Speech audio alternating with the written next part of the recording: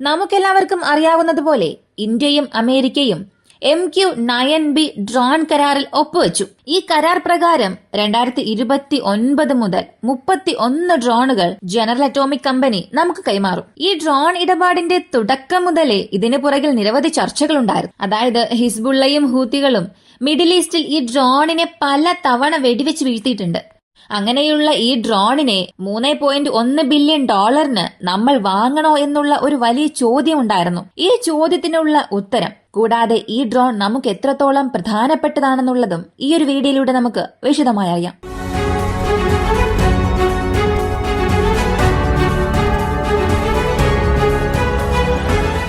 ഈ കരാറിന്റെ മൂല്യം ഏകദേശം $3.5 ബില്യൺ ആണ്. ഈ $3.5 ബില്യൺ ഈ ഒരു ഡ്രോൺ വാങ്ങണോ എന്നുള്ള ചോദ്യത്തിന്റെ ഉത്തരം നമ്മൾ അറിയുന്നതിന് മുൻപ് 1999 എന്ത് സംഭവിച്ചുവെന്നറിയണം. 1999 ഇന്ത്യയും പാകിസ്ഥാനും തമ്മിലുള്ള യുദ്ധത്തിൽ പാകിസ്ഥാൻ സൈന്യം നമ്മുടെ ഇന്ത്യൻ സ്ഥാനങ്ങൾ എവിടെയെല്ലാം കൈവശപ്പെടുത്തിയിട്ടുണ്ടെന്നുള്ളത് നമുക്ക് മനസ്സിലാക്കാനേ സാധിച്ചില്ലായിരുന്നു. അത് മനസ്സിലാക്കണം എന്നൊക്കെ നമ്മൾ ശ്രമിച്ചപ്പോൾ അനവധി സൈനികരെ നമുക്ക് നഷ്ടപ്പെടുത്തേണ്ടി വന്നു. ഒടുവിൽ MQ-21 എന്ന യുദ്ധവിമാനം വഴി ഒരു പൈലറ്റ് കയ്യിൽ ഹാൻഡിക്യാം ഉപയോഗിച്ച് റെക്കോർഡ് ചെയ്തു. ഏതൊക്കെ സ്ഥലത്ത് സൈനികർ ഉണ്ടെന്നുള്ളത് മനസ്സിലാക്കുകയും അതിനനുസരിച്ചതുപോലെ നമ്മുടെ സൈനികരെ നമ്മൾ നയിച്ചു. ഇപ്പോൾ ഈ ഒരു സംഭവം നമുക്ക് വ്യക്തമായി പറഞ്ഞു തരുന്നത് പാകിസ്ഥാൻ പട്ടാളക്കാർ അവരുടെ പട്ടാളത്തെ പതിയെ നീക്കി ഈ പർവ്വത നിരകളെല്ലാം കൈയടക്കി വെച്ചിരുന്നു. നമ്മുടെ സൈന്യം വേനൽക്കാലം വന്നതിനു ശേഷം ആ മലനിരകളെ നോക്കിപ്പോയി. അപ്പോഴാണ് മനസ്സിലായത് മാസങ്ങളോളം അവർ ഈ മലനിരകളെ കൈവശപ്പെടുത്തി വച്ചിരിക്കുകയായിരുന്നു. നമ്മൾ ഇന്നുവരെയും അത് മനസ്സിലാക്കിയില്ല എന്ന്. അങ്ങനെ കണ്ടെത്തണം എന്നുണ്ടെങ്കിൽ അതിന് നമുക്ക് സർവൈലൻസ് വളരെ പ്രധാനപ്പെട്ടതാണ്.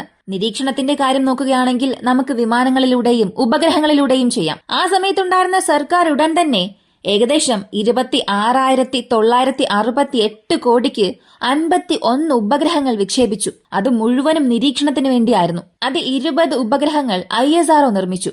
31 ഉപഗ്രഹങ്ങൾ നമ്മുടെ സ്വകാര്യ മേഖല സൃഷ്ടിച്ചു. ഇപ്പോ ഈ നിരീക്ഷണം ഉപഗ്രഹങ്ങൾ വഴി മാത്രമേ ചെയ്യാൻ സാധിക്കുമോ എന്ന് ചോദിച്ചാൽ ഇല്ല, ഡ്രോൺസ് വഴിയും ചെയ്യാൻ സാധിക്കും. ആ ഒരു കാലഘട്ടത്തിൽ മിഡിൽ ഈസ്റ്റിൽ അമേരിക്ക ഡ്രോൺസ് ഉപയോഗിച്ച് ഒരുപാട് സർവൈലൻസ് നടത്തിയിരുന്നു. തീവ്രവാദം നടത്തുന്ന പ്രധാനപ്പെട്ട നേതാക്കളെ തട്ടിക്കൊണ്ടു പോകാനും ഈ ഡ്രോൺസ് വഴി ധാരാളം ആക്രമണങ്ങൾ നടത്തി. ഒബാമ ഭരണകൂടത്തിലെ ഡ്രോൺ സ്ട്രൈക്ക് ഒരു വലിയ ട്രെൻഡിംഗ് വാക്കായിരുന്നു. ഇത് നമുക്കറിയാം. അത്രത്തോളം വളരെ പ്രധാനപ്പെട്ട തലകളെയെല്ലാം ഡ്രോൺ ഉപയോഗിച്ച് വീഴ്ത്തിയിട്ടുണ്ട്. അതിനായി അവർ ഉപയോഗിച്ച ഡ്രോൺസ് ആണ് MQ എന്ന വേരിയന്റ്.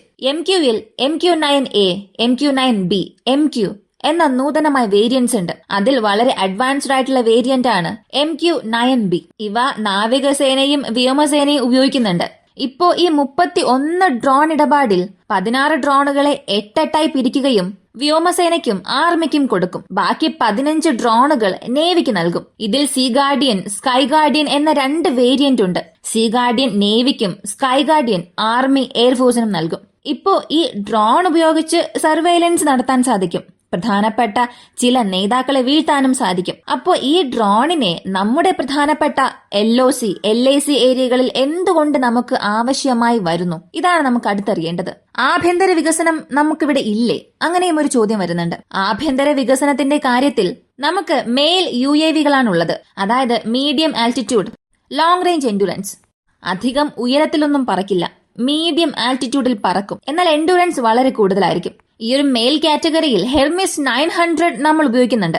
എന്നാൽ ഹൈ ആൾട്ടിറ്റ്യൂഡ് അതായത് ഹേൽ എന്ന ഡ്രോൺ നമുക്ക് ആവശ്യമാണ് LOCയിലും LACയിലും. അതിന് പ്രധാനപ്പെട്ട കാരണം അവിടെയുള്ള പർവ്വത ശിഖരങ്ങളാണ്.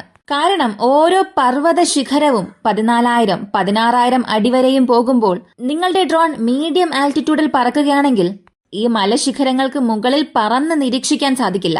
അപ്പോ 30,000, 40,000 അടി ഉയരത്തിൽ പറന്ന് നിരീക്ഷിക്കാൻ കഴിയുന്ന ഹൈ ആൾട്ടിറ്റ്യൂഡ് ഡ്രോൺസ് ആണ് ആവശ്യം. ഇങ്ങനൊരു സാഹചര്യത്തെ പൂർത്തീകരിക്കാനാണ് MQ-9 റീപ്പർ ഡ്രോണുകൾ വാങ്ങുന്നത്. കരാർ പ്രകാരം ഇന്ത്യൻ നാവികസേന സീ ഗാർഡിയൻസ് എന്ന പേരിൽ 1 വർഷമായി ഡ്രോണുകൾ പ്രവർത്തിപ്പിക്കുന്നുണ്ട്. ആ ഡ്രോണിന്റെ ബേസും തമിഴ്നാട്ടിലാണുള്ളത്. ഇങ്ങനെ 1 വർഷത്തേക്ക് ആ ഡ്രോണിനെ പ്രവർത്തിപ്പിക്കുകയും ആ ഒരു കരാർ കാലാഹരണപ്പെട്ടതിന് ശേഷം ഇന്ത്യൻ നാവികസേന അത് പുതുക്കി. അപ്പോ അവരത് വീണ്ടും പുതുക്കുകയാണെങ്കിൽ ആ ഒരു അസറ്റ് അവർക്ക് എത്രത്തോളം സഹായകരമാണെന്നുള്ളത് നമുക്ക് മനസ്സിലാക്കാൻ സാധിക്കും. അപ്പൊ ഈ ഒരു പ്രത്യേക ഡ്രോൺ നമുക്ക് നിരീക്ഷണത്തിന് ഒരു പ്രധാനപ്പെട്ട അസറ്റായി തന്നെ മാറും. അതും പ്രധാനമായി ധാരാളം പർവ്വത ശിഖരങ്ങളുള്ള LOCയിലും LACയിലും. ഇനി ഇവിടെ മറ്റൊരു കാര്യം ശ്രദ്ധിക്കേണ്ടത് ഹിസ്ബുള്ള ഹൂത്തികൾ ഈ ഒരു ഡ്രോണിനെ വളരെ സർവ്വസാധാരണമായി വെടിവെച്ച് വീഴ്ത്തുന്നുണ്ട്. അപ്പോ $3.5 ബില്യൺ വാങ്ങിയിട്ട് അതിലെന്താണ് പ്രയോജനമുള്ളത് എന്ന ഒരു ചോദ്യം വരാം. ഇവിടെ ഒരു കാര്യം നമ്മൾ വ്യക്തമായി മനസ്സിലാക്കേണ്ടതുണ്ട്.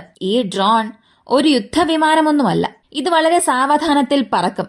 അതിനെ ഷൂട്ട് ചെയ്ത് വീഴ്ത്തുക ഒരു വലിയ കാര്യമേ അല്ല.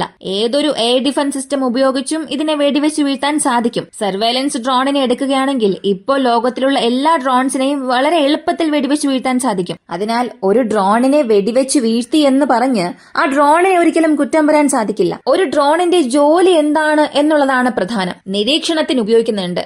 കൂടാതെ ചില ടാർഗറ്റഡ് അസാസിനേഷനും നടത്താം. അങ്ങനെ ഡ്രോൺ നിരീക്ഷണത്തിൽ ഏർപ്പെടുമ്പോൾ അവിടെ മനുഷ്യജീവന് യാതൊരു ആപത്തും വരില്ല. അതായത് അവരുടെ രാജ്യത്തിന്റെ പൈലറ്റിന് യാതൊരു പ്രശ്നവും വരില്ല. അപ്പോ എത്ര ഡ്രോണുകളെ വെടിവെച്ച് വീഴ്ത്തിയാലും അതൊരു പ്രശ്നമേ അല്ല. കാരണം അമേരിക്കയൊക്കെ സംബന്ധിച്ച് അതൊരു പണച്ചിലവ് മാത്രമാണ്. പണം മാത്രമാണ് ചിലവാകുന്നത്. ഒരു ഡ്രോണിനെ വെടിവെച്ച് വീഴ്ത്തിയാൽ അവർ 10 ഡ്രോണിനെ കൊണ്ടുവന്ന് നിർത്തും. പക്ഷേ ഒരു വിമാനത്തെ വെടിവെച്ച് വീഴ്ത്തിയാൽ അവിടെ പണം മാത്രമല്ല ചിലവാകുന്നത്, കൂടെ ഒരു പൈലറ്റിന്റെ ജീവൻ നഷ്ടമാകും. ഒരു വലിയ പരിശീലന പ്രക്രിയ അവിടെ പാഴാകുന്നു. അതിനാൽ ഒരു ഡ്രോണിനെ ഷൂട്ട് ചെയ്ത് വീഴ്ത്തുന്നത് അത്ര വലിയ കാര്യമേ അല്ല. മറ്റൊരു കാര്യം കൂടെ മനസ്സിലാക്കേണ്ടത് മിഡിൽ ഈസ്റ്റിൽ അമേരിക്കയുടെ ഡ്രോണുകളെ മറ്റ് രാജ്യങ്ങൾക്കുള്ളിലേക്ക് അയക്കുന്നുണ്ട്. സിറിയ, ലബനൻ, യമൻ ഇങ്ങനെ പല രാജ്യങ്ങൾക്കുള്ളിലേക്ക് അയക്കുന്നുണ്ട്. ശത്രുക്കളുടെ എയർ സ്പേസിനുള്ളിലേക്ക് നുഴഞ്ഞു കയറി നിരീക്ഷണങ്ങളിലും ടാർഗറ്റഡ് അസാസിനേഷനും നടത്തുന്നുണ്ട്. അപ്പോ ശത്രുക്കളുടെ എയർ സ്പേസിനുള്ളിൽ നുഴഞ്ഞാൽ അതിനെ അവിടെ വെടിവെച്ച് വീഴ്ത്താനേ ശ്രമിക്കുകയുള്ളൂ. പക്ഷെ നമ്മുടെ സാഹചര്യം നോക്കിയാൽ നമ്മൾ സർവൈലൻസിന് ഉപയോഗിക്കുന്നുണ്ട്. പക്ഷെ മറ്റുള്ള രാജ്യങ്ങളിലേക്ക് അതിനെ കടത്തി വിടുന്നില്ല. ഇനി ചൈന, പാകിസ്ഥാൻ ഈ ഡ്രോണിനെ ട്രാക്ക് ചെയ്താലും അതിനെ വെടിവെച്ച് വീഴ്ത്താനുള്ള ശ്രമങ്ങൾ നടത്തിയാലും ഈ ഡ്രോൺ നമ്മുടെ എയർ സ്പേസിനുള്ളിൽ മാത്രമേ സർവൈലൻസിൽ ഏർപ്പെടുകയുള്ളൂ. അപ്പോ ആ ഡ്രോണിനെ അവരെ കൊണ്ട് വെടിവെച്ച് വീഴ്ത്താൻ സാധിക്കില്ല ഇന്റർനാഷണൽ ലോ അനുസരിച്ച്. അതിനാൽ നമ്മൾ ഉപയോഗിക്കുന്ന ഈ സർവൈലൻസ് ഡ്രോണിന് സ്വയം സംരക്ഷിക്കണം എന്ന ആവശ്യമേ ഇല്ല. ഒരു യുദ്ധം വരുന്നതിന് മുൻപ് ശത്രുക്കളുടെ മൂവ്മെന്റ്സ് ഏതൊക്കെ സ്ഥലത്ത് എവിടെയെല്ലാം ഉണ്ട്, ഒരു ശത്രു അവരുടെ ബേസിൽ എത്ര ആർമി സോൾജേഴ്സിനെ നിർത്തിയിട്ടുണ്ട്, അവിടെ ഹെവി എക്യുപ്മെന്റ്സ് എത്രയുണ്ട്, ഇങ്ങനെയുള്ള വിവരങ്ങൾ മനസ്സിലാക്കാൻ വേണ്ടിയിട്ടാണ് സർവൈലൻസിനായി ഈ ഡ്രോണിനെ ഉപയോഗിക്കുന്നത്. പാകിസ്ഥാൻ പോലും നമ്മുടെ ഹെർമിസ് 900 ഡ്രോൺ, അത് ബേസ്ഡ് ആയിട്ടുള്ള ഒരു ആഭ്യന്തര ഡ്രോൺ ഉണ്ട്.